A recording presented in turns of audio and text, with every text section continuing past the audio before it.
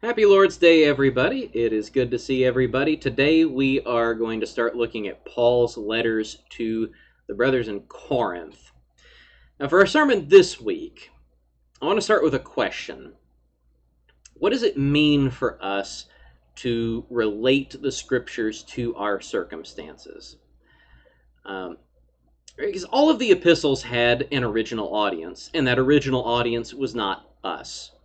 Right? So we are this is going to make reading the Bible sound. This might be a weird way to describe reading the Bible, but we're reading somebody else's mail. that's what we're doing when we read the epistles. We are reading through somebody else's mail. The message is.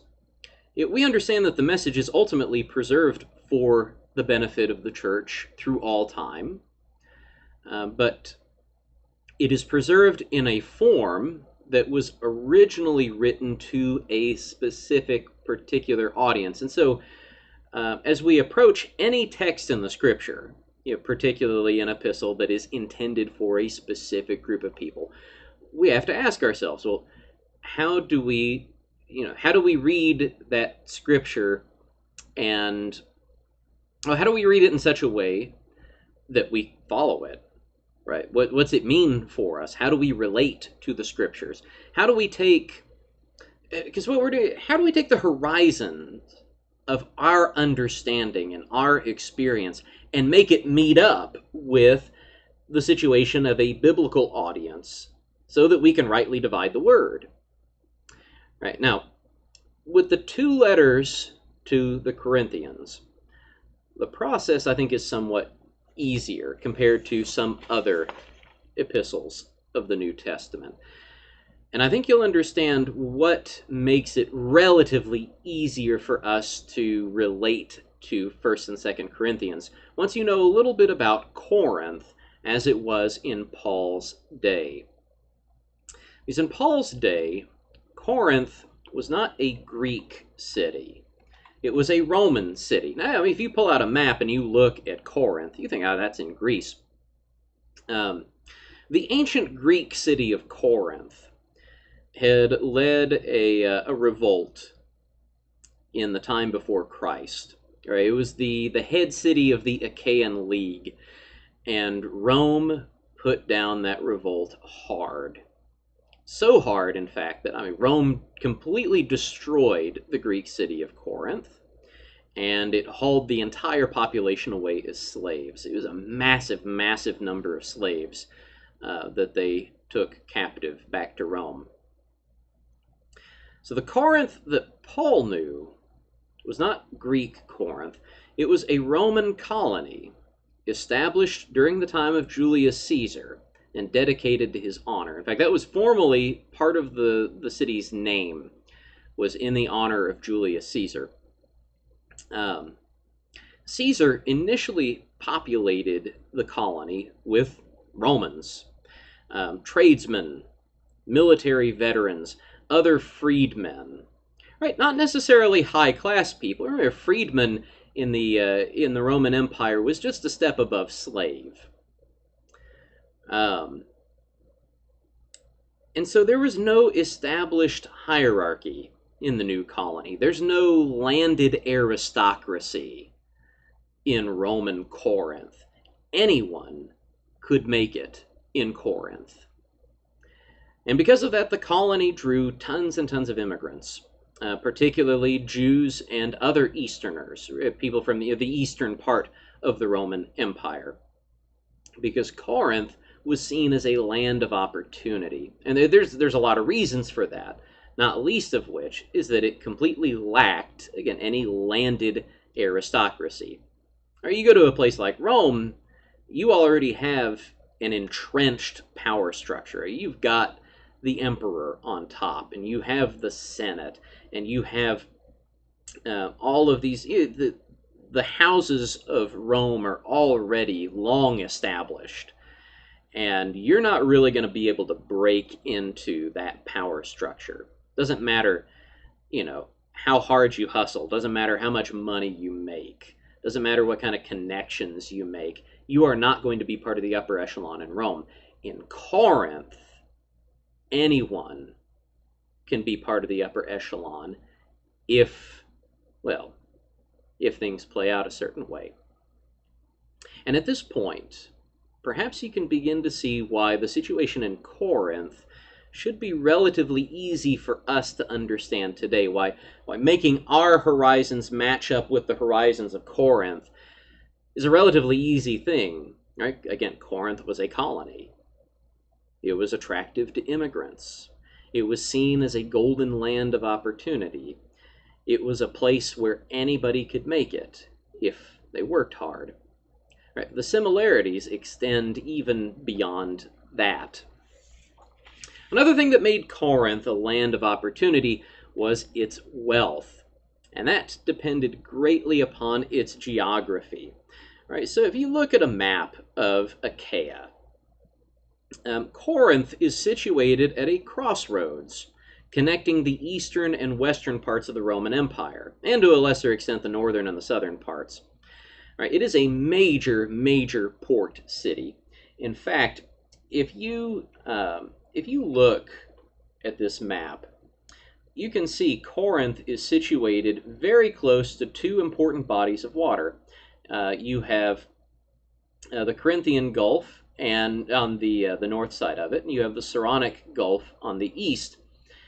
The Corinthian Gulf connects to the Ionian Sea, which ultimately connects up to the Adriatic Sea, and that's Italy.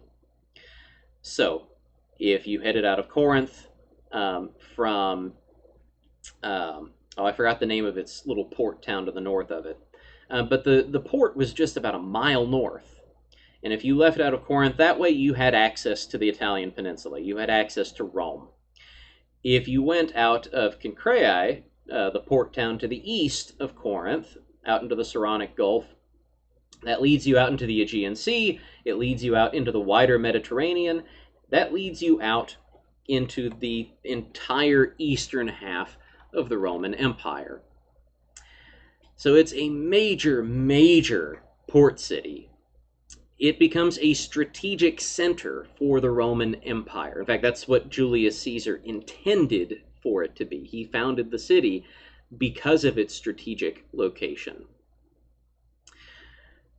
And so you have all kinds of traffic going through Corinth from all directions in the Roman Empire.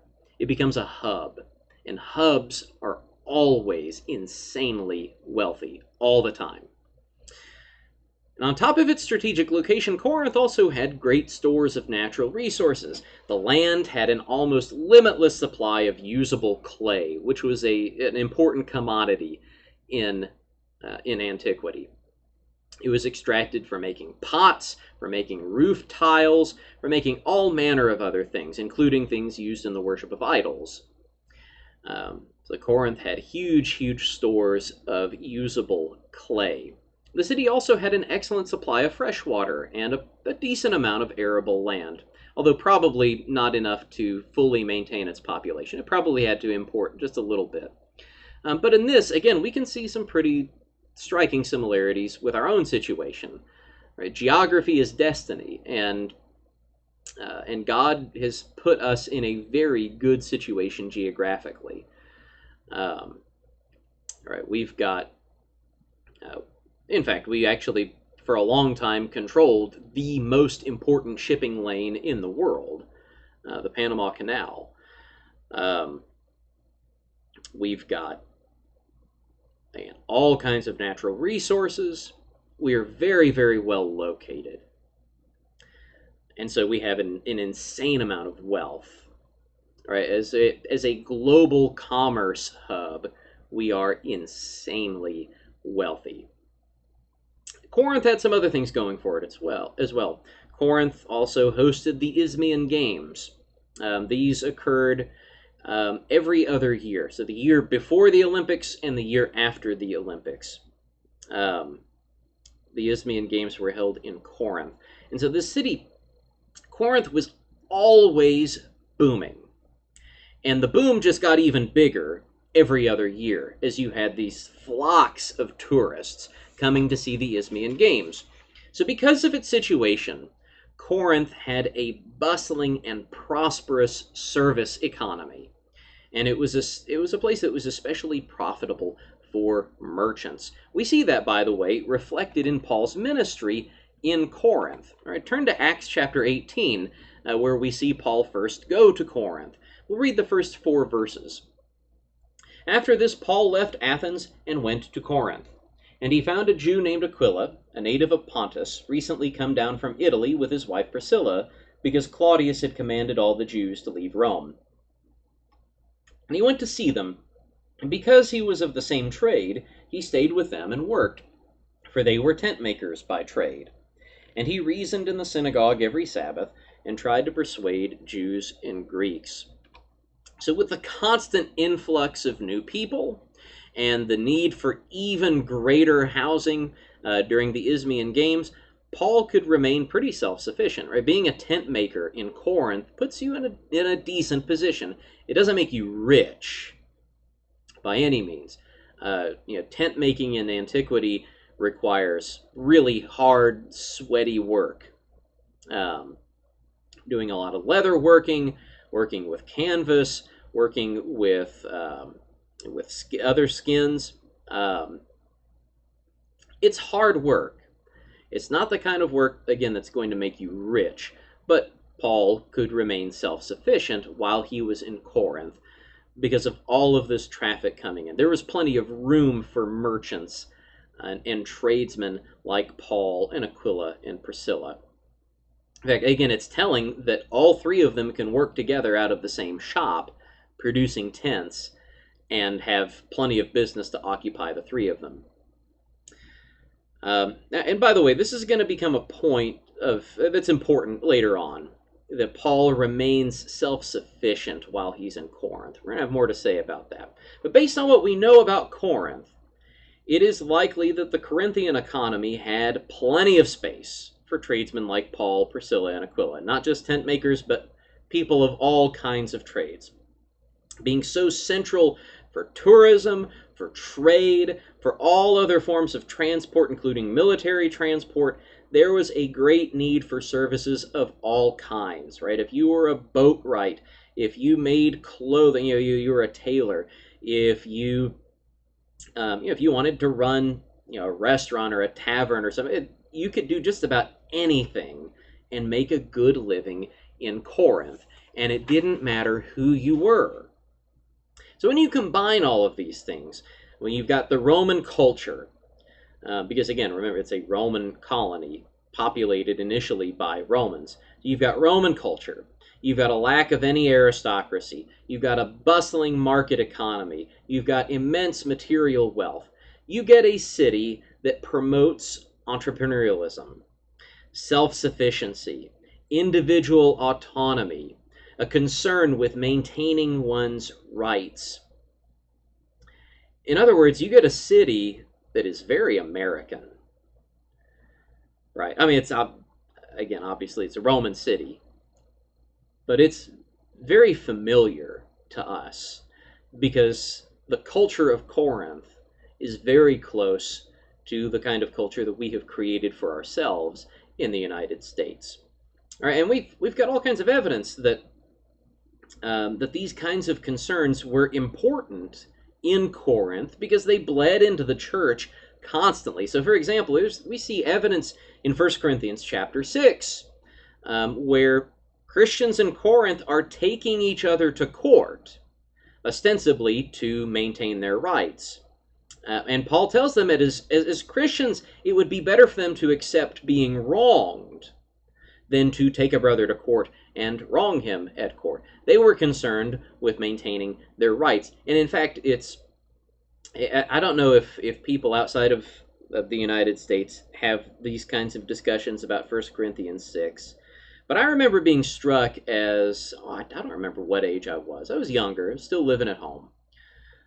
But one of my most vivid memories from growing up in the churches in Southern Illinois was one night in Bible class. We were going through 1 Corinthians 6. I had to have been older because I was sitting in the auditorium class. So I must have been at least high school aged. But I remember vividly, we got to 1 Corinthians 6, and whoever was teaching the class, I think it was the preacher there at the congregation, I mean, he just laid out, the standard that we learned from 1 Corinthians 6, that brethren shouldn't take each other to court. You absolutely should not sue other Christians and take them to court over anything. And he taught this, I think, rightly as a blanket prohibition.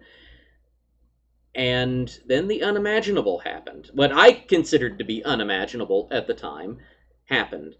One of the older brothers in the congregation spent like the next half hour arguing with the preacher in Bible class about how there can be circumstances where it's really necessary for Christians to take each other to court. And it struck me, because that's a little on the nose, isn't it? Just how incredibly American that attitude is. And how, again, I thought it was unthinkable. But apparently, there was at least one brother in the Lord's church who identified way more closely with the Corinthian brethren than he identified with Paul on that particular issue. And it's the kind of thing that I suspect you really only see in English-speaking countries, in America especially, with the kind of culture that we've made for ourselves. You also see this kind of concern for maintaining one's rights in 1 Corinthians chapters 8 through 10, where Paul has to explain at length that just because you have a right to eat food sacrificed to idols doesn't mean that you should, and that you should, in fact, restrain yourself, do less than what is within your rights. He has to spend 3 chapters explaining that. And honestly, I think if he was writing the letter to us, he'd have to spend 3 chapters explaining it to us, too, if it was some rights-based issue. Because we'd constantly be turning around. So, but Paul, I've got a right to do this, that, and the other thing. Paul, no, that's not the argument. I know that you've got the right to do that. I'm not telling you that you don't have a right to do that. I'm telling you, don't do that. You mean I don't have a right to do that? I mean, there's a reason why I have selected this particular image of the Apostle Paul as the title card image for our study in Corinthians, because you can just imagine Paul just constantly with his hand on his forehead as he's thinking about the brethren in Corinth and reading the letters that he's receiving from them and thinking, what on earth are these people doing? So there is a huge concern for maintaining your rights. There was a big culture of rugged individualism, right? Individual autonomy, self-sufficiency, going in and starting your own business, making your own way. But more than anything else, Corinthian culture was concerned with status. And that's where Corinth is quintessentially Roman, right? Because Roman culture overall was just insanely concerned with status. And in some ways, the resemblance between ancient Roman culture and our culture is just eerily similar, because first century Corinth was highly competitive. Right? The great myth of Corinth is exactly the same as the great American myth. If you work hard, if you network, you make the right connections, you will become very prosperous. Corinth is full of rags to riches stories. Corinth is full of self-made men. Remember, the whole place is populated with tradesmen and military veterans and other freedmen from Rome. So Rome's constantly looking to get rid of freedmen. They've got too many freedmen hanging around all the time. And so here's an opportunity. Go make your name, make your fortune in Corinth. You can become part of the upper crust in Corinth. Right? I mean, it's like we kind of tell ourselves, anybody can become president. Right? Anybody can go anywhere in this country. And it's technically true. it was technically true in Corinth as well. And America, like Corinth, absolutely full of rags to riches stories, right? It's not, when I say myth, I don't mean that it's fake, because it happens constantly. We have all of these stories of people that start out as as kids. They're dirt poor. They don't have anything to eat. They start on the bottom rung of some company and they work their way up. And through their cleverness and ingenuity and hard work and people skills, networking, they become very wealthy, very well-to-do, highly respected, constantly winning. You had that same kind of thing in Corinth. Corinth was also full of very poor people and slaves. Again, another situation that we find that we hold in common with Corinth. Right, you look at what Paul says to the church in Corinth in 1 Corinthians chapter 1, verse 26. For consider your calling, brothers. Not many of you were wise according to worldly standards. Not many were powerful. Not many were of noble birth. The church at Corinth had a variety of people, but most of them were lower class. But there were also at least a couple of wealthy families. And very likely, these would have been the families who hosted the church in their own homes. Right? People like Gaius, who we read about in Romans 16, verse 23. Right? Gaius, who is host to me and to the whole church, greets you. Erastus, the city treasurer, and our brother Quartus greet you. Right? This is the kind of thing that would have been expected in ancient culture. This was the norm for the early church. Even outside of the church, the rich were expected to serve as patrons. They were expected to do things like host events, to be hospitable, to provide space for public functions to happen. And so it would have just generally been expected of a guy like Gaius to provide this kind of service if he's wealthy. And this is, again, the way that we find the early church functioning, that they worship in people's homes. But we read there in Romans 16, verse 23, of another member of the church in Corinth, Erastus. Paul refers to him as city treasurer. And this probably refers to Erastus's position as aedile of Corinth. This is an elected position. The aedile's job is to finance and maintain public works in the city. And we actually have an inscription that bears Erastus's name in Roman Corinth. This inscription is given to a pavement that is around a public theater in Corinth. And it reads, Erastus, in return for his aedileship, laid this at his own expense. That's just what is expected of wealthy, well-to-do men.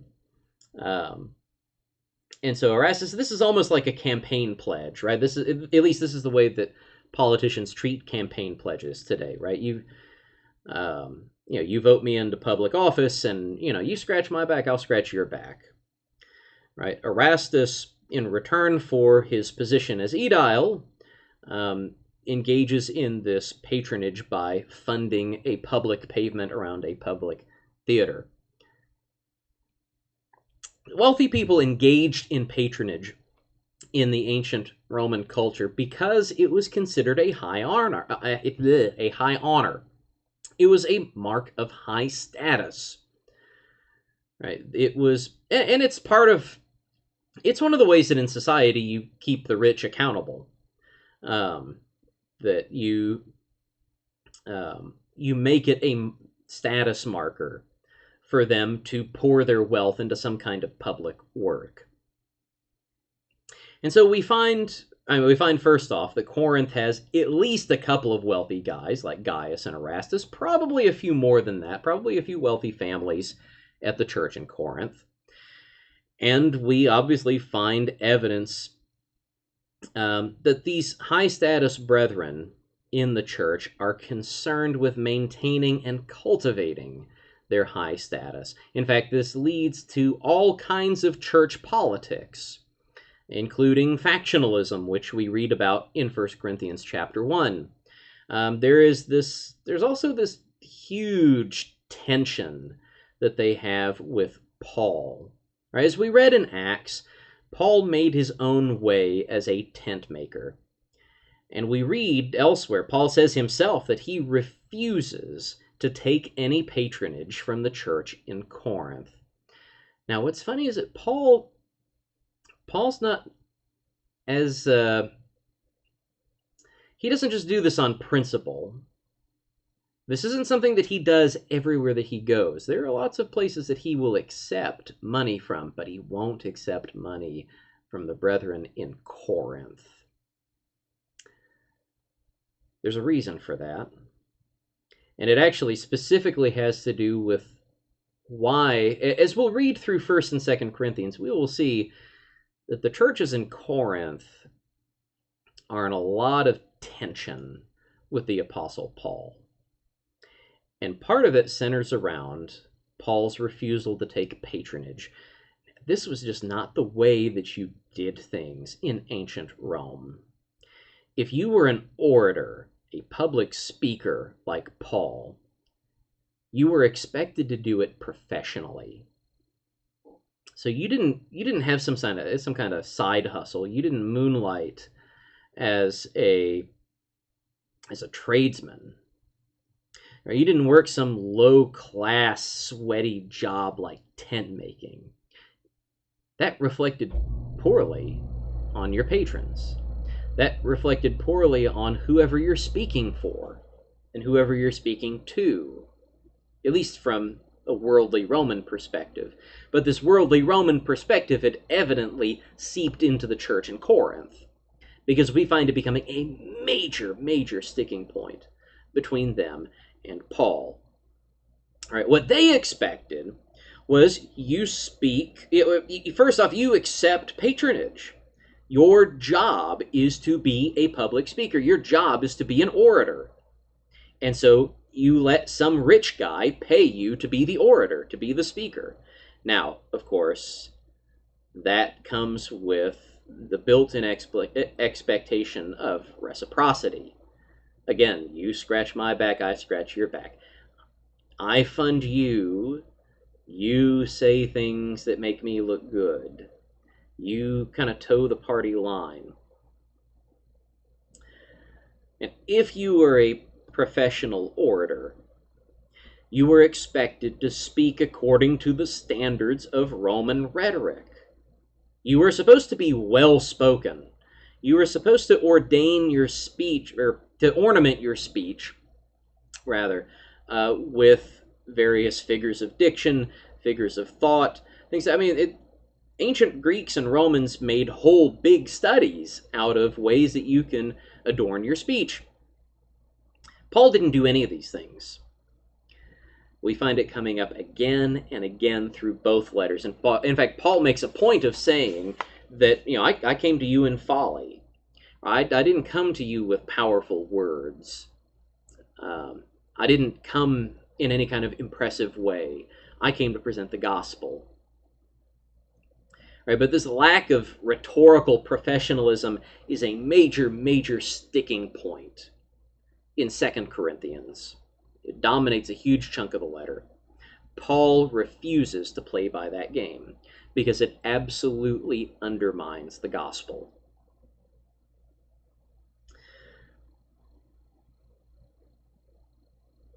So you've got these high status guys who are concerned with their high status, and it leads them into tension with the Apostle Paul. In fact, what we ultimately find is not just are they disconcerted with Paul's lack of professionalism, but they just plain don't respect Paul's authority as an apostle.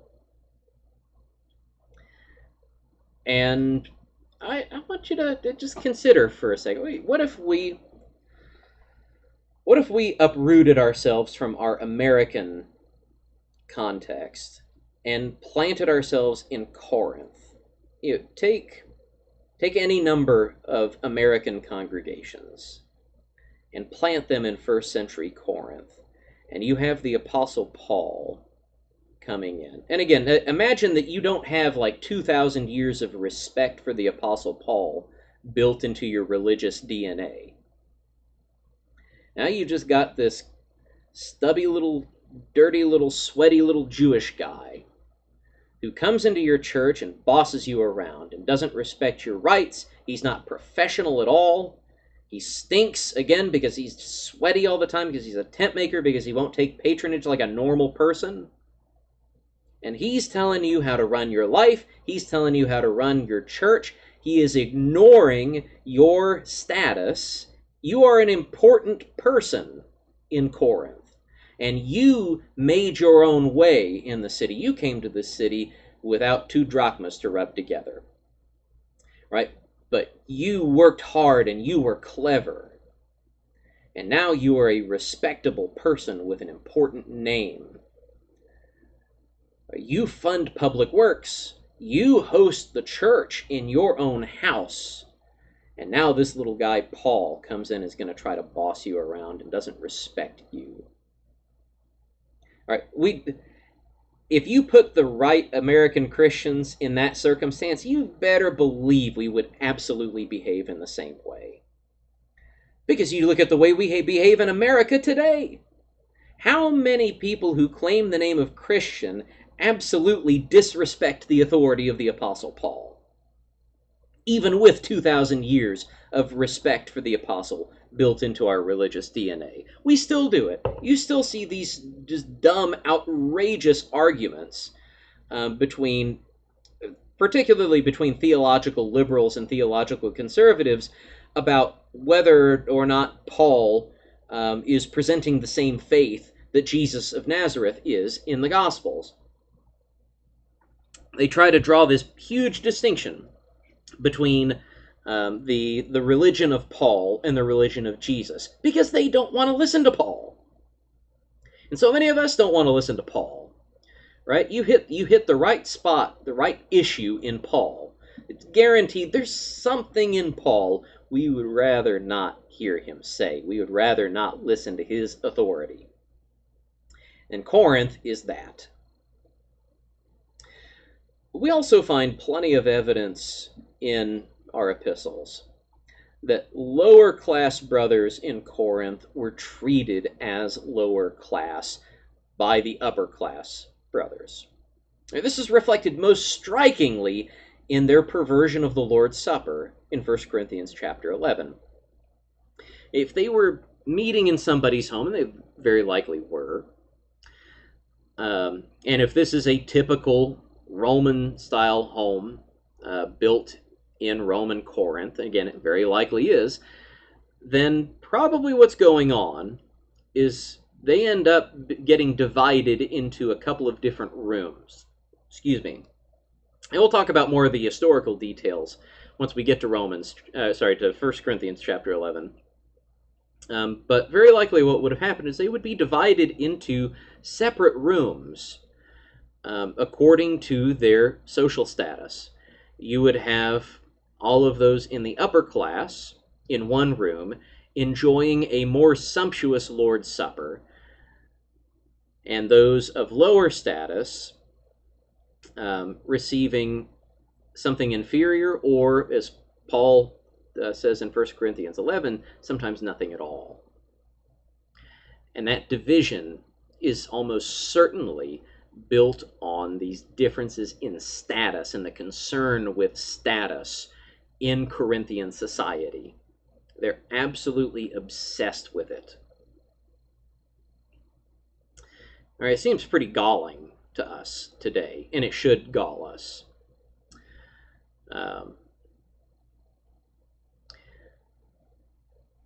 But at the same time, these kinds of things should strike us as somewhat familiar. Or even if the specific manifestations are a little different, right? Even if we've, if we would look at one of the circumstances in Corinth and say, you know, we've got better sense than that today.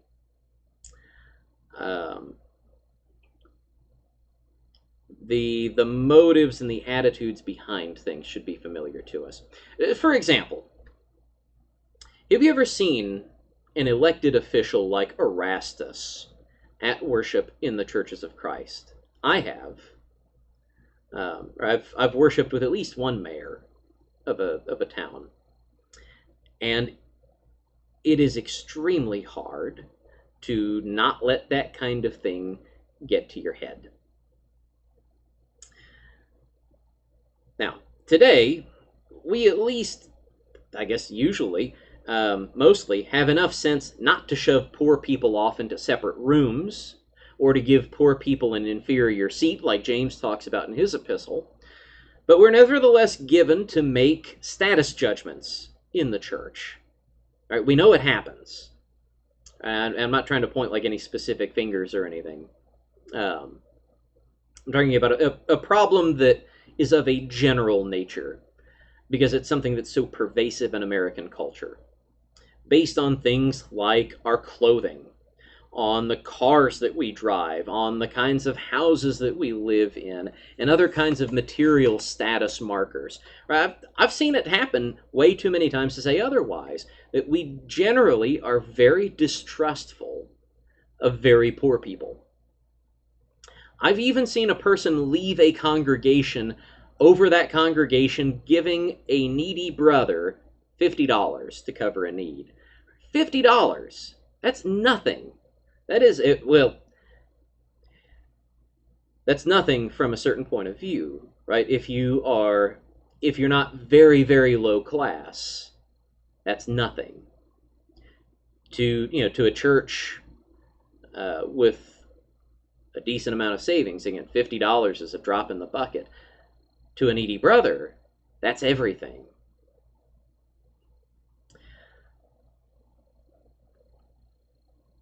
But I've seen this kind of distrust play out over $50.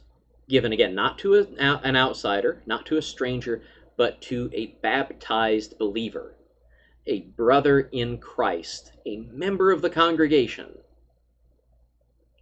He comes to the congregation with a need. The need's roughly in the neighborhood of $50. The congregation gives the $50, and this member of the congregation leaves over it out of distrust. All right, this distrust usually hits on a moral level. All right, if this guy is poor, if this guy can't afford this, that, or the other thing, if he's really up against a wall financially, there must be something deficient about his character. Why doesn't he get a job? Why doesn't he get another job? Why doesn't he work more hours? Why doesn't he work harder? Why doesn't he ask for a raise? If he's asking for alms, right, by our estimation and by the Corinthian estimation, he's actually asking for a handout. He's a slacker. He's lazy. And just what exactly is he going to do with that money? That money could be put to better uses. All right, now what exactly those better uses are is never really said. Because if we're going to object to giving $50 to one poor brother, I don't see why we would be fine giving it to another poor brother. But there's all this distrust built into poverty. And I don't claim to be innocent in this, by the way, right? You go to... I mean, it's implicit, right? It's in the way that you kind of get your hackles up whenever you see guys walking through the parking lot with a certain stride or a certain look in their eye, like, oh, this guy's going to ask me for money. Like, if you live in a city, you know what I'm talking about. When you see a guy walk in a parking lot and you just know some bum asking for money. Right? That's exactly the kind of thing that I'm talking about. The status does that to us. It makes us sick in our souls like that. And we see the way that these things play out. Again, we're not going to explicitly say Oh yeah, that guy's inferior to me. I'm better than him. Shove him in a different room. Give him a worse seat. So the way these things play out in first century Corinth might differ from the way that they play out in 21st century America, but the motives, the attitudes, and the material conditions and the cultural conditions that factor into those kinds of choices are by and large identical. I think we would identify very much with our Corinthian brothers and sisters from so long ago. We should add at least one more component to this similarity, the situation as it's going on in Corinth and as it is similar to what we find in America today. The people of Corinth were sexually liberated. This wasn't a uniquely Corinthian trait, of course. Every wealthy seaport always has women and men available for all kinds of uses. But perhaps this was more the case in Roman Corinth than in other places in the empire. One thing that we know about Old Corinth, the Greek Corinth that Rome destroyed, was that they had a reputation among the Greeks for sexual vice. Right? And even though the old Corinth was gone, it wasn't forgotten. They had a huge reputation for sexual vice. In fact, the Greek playwright Aristophanes, he was a humorist. He's, even in translation, like thousands of years later, he's hilarious. Aristophanes is hilarious. He actually coined a term. It was a verb. He took the city's name and turned it into a verb. Corinthiazo, to act like a Corinthian, which means to commit fornication. Now, again, that's Old Corinth. That's not Roman Corinth. But we've got ample evidence that sexual vice was still a big problem in Roman Corinth, and that it was a problem that found its way into the church in Corinth, and that the church in Corinth did not deal with well. You have the incestuous relationship of 1 Corinthians chapter 5. You have Paul's instructions at the end of 1 Corinthians chapter 6 forbidding the use of prostitutes. All right, so evidently this was something that needed writing against. You've got Paul's recognition in 1 Corinthians 7 that sexual temptation is a tremendous burden. And you have all kinds of sexual dysfunction going on in Corinth as well. Ironically, the same group that was wanting to visit prostitutes and that was in some way, that was affirming, to use modern language, of a man's incestuous relationship with his father's wife, this same group of Christians in Corinth somehow got it in their heads that they should abstain from relations with their spouses. Right? So it's okay for you to have relations with your father's wife. It's okay for you to have relations with prostitutes. But maybe we should abstain from relations with our spouses. That might not make any sense at all to us today, even as sexually liberated as we are. We might think, well, that doesn't make any sense at all. We'll make sense of it from an ancient perspective, Lord willing, when we get there. But we find all kinds of dysfunction in American sexual life, too, built around these same kinds of distinctions. That by and large, we don't know how to keep our heads on straight when it comes to sex. And it's something that, again, we find pervasive in American culture, just like in Corinthian culture. Because American culture, just like Corinthian culture, defends sexual immorality as a fundamental right of the autonomous individual. It's all over the place in our culture. And it's something that seeps into the church. I think anybody who's been in the churches of Christ for any amount of time has probably seen it happen.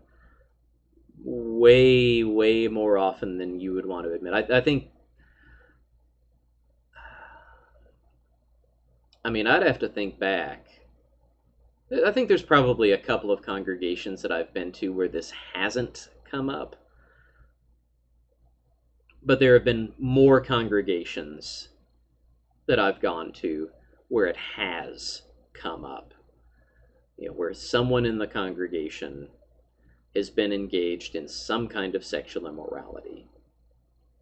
And it's always a struggle to deal with it. And people always try to stand on their dignity about it, or try to justify it, try to defend it. Same thing going on at Corinth. So the takeaway point for us is that we should read 1st and 2nd Corinthians with great sensitivity. We should recognize that Paul is speaking to a culture and to hearts that look very much like our own. So as we're reading Paul sorting out these problems in Corinth of factionalism, of sexual immorality, of litigiousness, an insistence on our rights to do as we please, to eat as we please, all of these other problems that we'll see at Corinth, we should be asking ourselves, how do those same attitudes that they had in Corinth manifest in the churches today? How do they manifest in us? Because they very likely do. And how does Paul's message to the brethren in Corinth address those same problems as they are expressed in the American churches today? 1st and 2nd Corinthians are not about us, but they're about as close as it gets in the New Testament to being about us. And so I hope that I hope that you join us as we go through these two letters, two very frustrating letters to the Corinthian church, as Paul is just beating his head against the table, against the brick wall, against any solid surface he can find, trying to straighten these folks out, and as they continually try to reject his apostolic authority. I hope that you join us in that journey as we go through these letters. And we hope also, if you're watching this and you are not a follower of Jesus Christ, and again, I guess one positive note to take out of this is if Corinth shows us anything, it's that anybody can become a follower of Jesus, right? If people in Corinth can do it, we can do it too. If you're not a follower of Jesus Christ, we invite you to find a Church of Christ near you. All right, find someone to speak to there about the way of Jesus. We're talking about in another series on Hebrews, how Jesus is the pioneer, the trailblazer of our faith. He has shown us the way in which we're to go. He's cleared a path for us. Right? Every Church of Christ that you go to is equipped to talk about that path with you. Right? What it means to live as a disciple of Jesus Christ. Right? If you're in the St. Petersburg, Florida area, we invite you to get in contact with us, the 14th Avenue Church of Christ. And wherever you go, we're going to talk to you about what it means to believe in Jesus, what it means to follow after him, to act like him. And we invite you to believe in the good news of Jesus, to repent of your sins, turn away from them, to confess Jesus as Lord, and to be baptized into his death, burial, and resurrection for the remission of your sins, and to live faithfully in submission to him, in submission to the instructions of the apostles as they've been handed down for generations.